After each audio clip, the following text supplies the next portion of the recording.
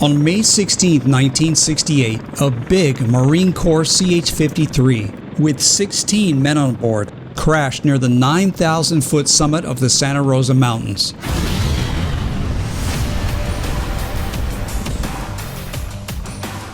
I'm firing position Echo, range 3,000, and you'll fire at my command, over.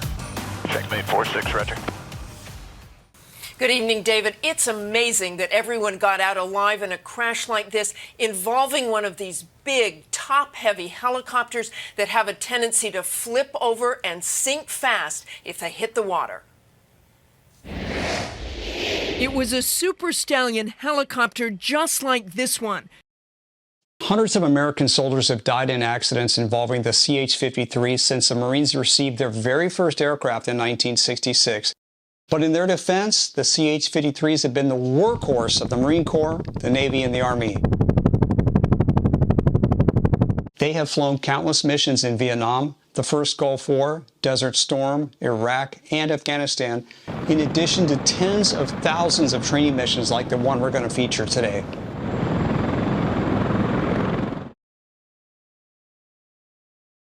Well, I'm excited about seeing this helicopter.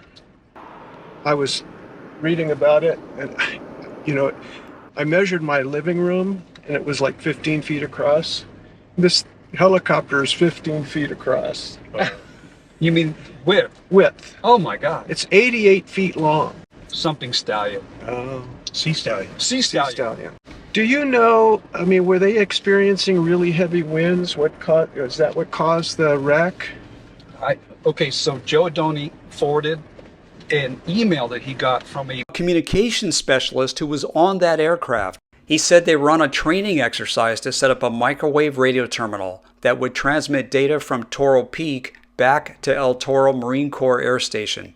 This corporal said there were 16 men on board, 10 communications specialists, 4 crew members, a U.S. Navy corpsman, and 1 passenger who was killed when he was thrown out of the helicopter. Yeah, I read his description, but it didn't say what caused the crash. Okay. And that's what I was kind of wondering. So I haven't seen the accident report, and I think if Joe had the accident report, he would have shared it with us. Yeah. So I don't think he has it either. In military accidents like this, they're very careful about stating the cause of the crash. Right. So that's an iPhone on a gimbal. fancy gimbal. And it's very steep. This is going to be a good hike for us.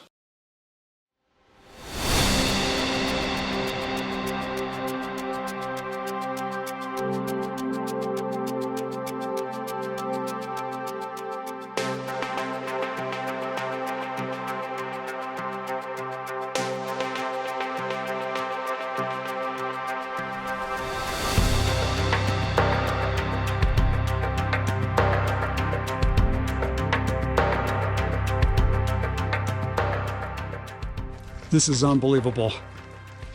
Look at the engineering and the strength of this incredible rotor.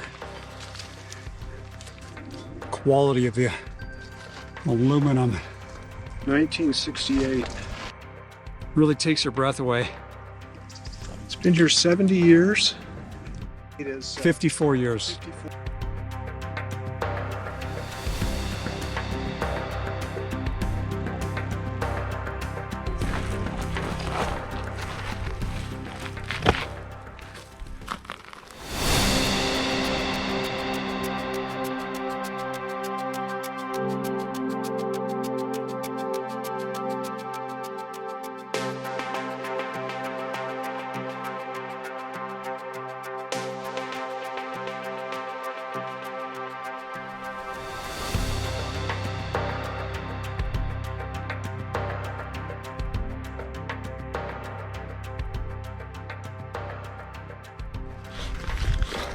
Part of the fiberglass fuselage here.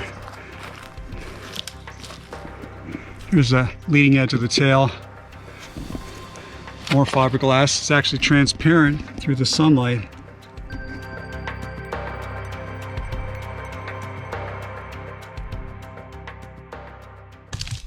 Wow. That's a lot stronger construction that we've seen on military jets. Yeah. We're thinking because of the size and dimensions and weight of this piece as part of the wheel assembly or the landing gear. Here's a disc brake. Yeah.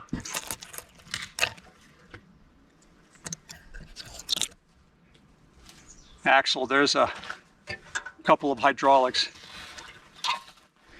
All right, Bill has spotted some more wreckage. It's got green paint on the outside, so I'm pretty much assuming that it's fuselage, but for the first time ever, it's black on the inside. Yeah. We haven't seen black before. Yeah. And it's solid aluminum versus... Right, it doesn't have any of that fiberglass. And here's another piece of aluminum right above it. And a beer can. So I wonder if the structure was near the engines or near heat, if they had to avoid using fiberglass. I don't know. This stuff is really, oh my God, it's super light. Yeah. It's actually not, it's not structure at all. It's probably like an engine cowling. The wind was... Although these look very much like electrical connectors yeah. for antennas. Yep. Yeah, this is very lightweight. What you got there? Well, it's another piece of aluminum with that same kind of electrical outlet that we saw, Robert. Yeah. How much does it weigh? It's really light. It's very lightweight. Lots of rivets. So we're in a whole debris field here with at least 20 big pieces of wreckage. And that's the piece that Sid was looking at that was Yeah. seeing the reflection of right there. Here's a rather poorly built, looks like a fuel tank of some sort, very rusty. Then aluminum, part of an electrical box. You can see the schematic here on the side. Oh, this is heavy. Wow, this might be an actual radio. No, this is just a very, oh, it's full of dirt. That's actual fuselage. Pretty big. Very, very lightweight piece of aluminum. Yeah, This is like somebody put that on the rock. very well made, heavy, almost cast iron or maybe galvanized metal, very heavy. Some sort of maybe control arm connectors. I hear another type of possibly control arm. And this is another very lightweight piece. I don't know if these lightweight pieces were interior walls, but it's not green.